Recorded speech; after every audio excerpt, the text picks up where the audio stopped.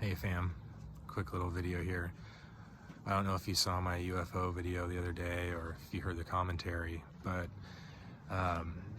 if you want to know when to look for them and how to look for them, the best time is at sunset and dusk.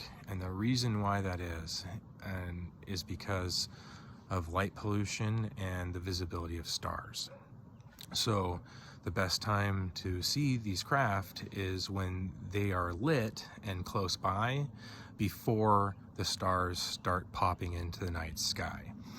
The reason why that's important is because if it gets too dark and they stay in a fixed position, you won't see them because they will mimic stars, or they'll park in front of your view of a typical star that you're used to looking at. Okay, so, and again, these are completely invisible, completely stealth craft, and they're very hard to spot. I mean, extremely hard to spot. So when you do spot them, and they're not all around all the time, they're just not saying hi to everybody all the time. You know what I mean? I feel like I was really lucky to see the one I did the other day and to see the crazy light display that it gave the entire bay here.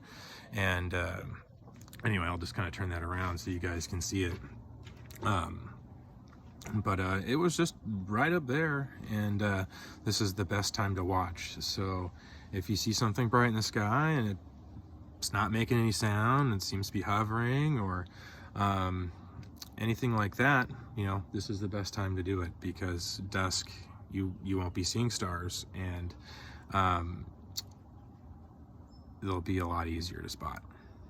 So, but it does take some diligence, and it does take some awareness too. So you know, I kind of noticed that I get my tinnitus in my right ear at times, and I think it might have to do with some super low frequency that maybe these craft emit, or some sort of magnetic sort of thing.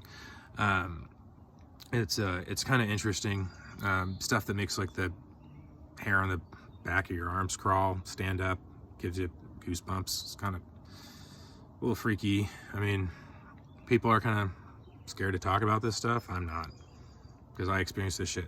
I got it on camera, got it on video, on other videos, and it's kind of nuts. So if you don't believe in UFOs, and you just assume you know what UFO means, you don't give it any thought or credit, it means unidentified. It means we don't know what it is. We're not assuming what it is or who's piloting it. I mean, there's a pretty large possibility that no one's actually piloting the craft from the inside. Somebody might be piloting the craft from a mothership inside a VR game, akin to our Air Force guys who are sitting in little pods out in the middle of deserts in Nevada, blowing up shit in other deserts halfway across the world. I mean, it's kind of the same idea. You're not going to experience the G-forces in a in the VR suit. I mean, your body can replicate that through making your mind think that you're experiencing those G-forces, but your body won't actually be experiencing those G-forces unless your mind takes over and makes it that way. Which, I don't know, maybe you have some drugs and stuff like Alex, the pilot on the Expanse or something, that keeps you all there when that's happening. But, you know, very real possibility they're not even being manned from the inside of the craft. Maybe they are. Maybe they are in a local vacuum space, and there is no such thing as a G-force, because they can go as fast as they want through water or wherever, because they have their own local vacuum space that they just float right in between our space. Kind of interesting. And I think that might have to do with why they're bright orbs. A lot of the what you would consider real alien craft or interstellar craft, a lot of the ones we see over here near the nuclear sites, that are like the triangle craft, which is probably ours. A lot of people think that the triangle craft are ours. The name would be TR3B if you're interested in typing that into a search window. So anyway, I'm gonna make it short. Let's keep it less than 5 minutes. I can ramble on forever. But dusk time, best time to see them.